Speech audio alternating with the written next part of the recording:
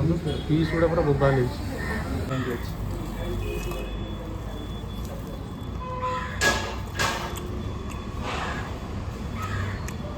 Wow देसी खसीटा मिलुଛି।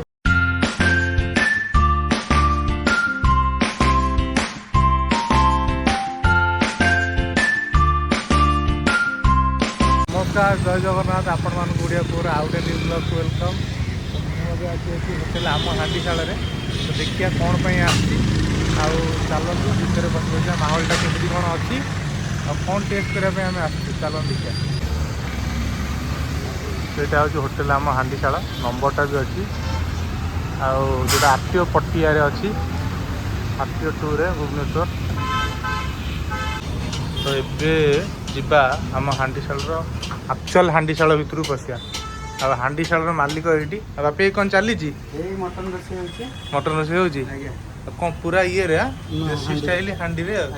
तुम तो मटन हांडी से फेमस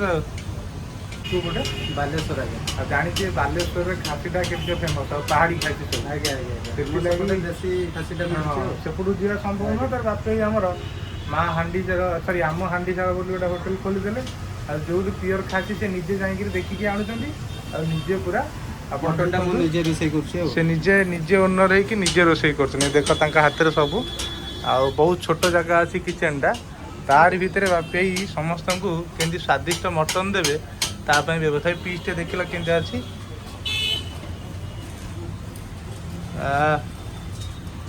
पूरा बास्ना महकुची चली आउ केते समय लागियो ये कम से कम 45 मिनट आ 45 मिनट लागियो 45 मिनट पर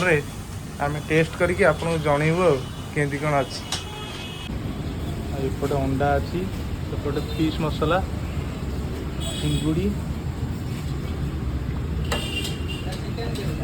चिकेन ग्रेवीटा आ रायता सब अलग आइटम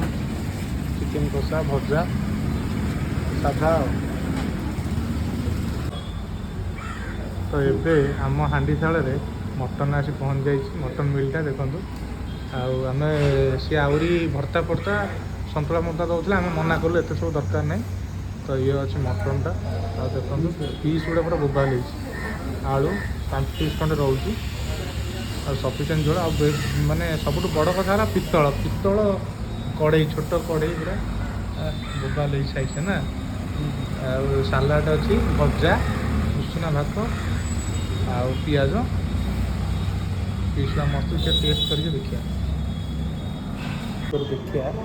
पीसटा केमती अच्छी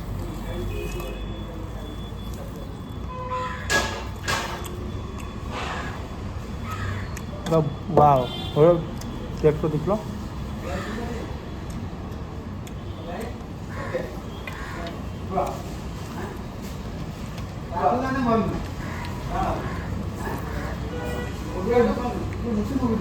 पूरा मस्त माने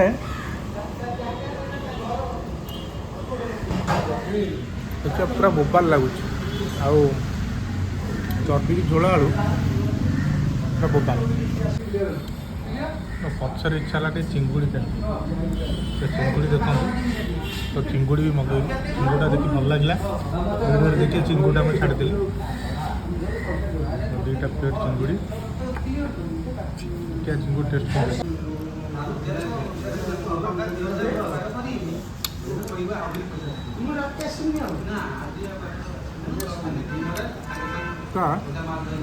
ग्रेवी पूरा चिंगुड़ी भीतर पूरा मिसिक अच्छी चिंगुड़ी देखना ना टेस्ट करना इंग्लिश मटन भल हो चिंगुड़ा देख तुमको क्या लगुच भल हो रेडी मस्त चिंगुड़ी गोटे आस प्लेट पूरा शेष भाई पूरा प्लेट शेष टेस्ट पूरा अलग प्रकार मजा आसगला ना बोबाल चिंगुड़ी टिके लुड़िया होता किंतु पूरा पीस मैंने अलग प्रकार पीस पूरा बोबाल। तो खाया कंप्लीट जी बापे पाखक बापे रेडी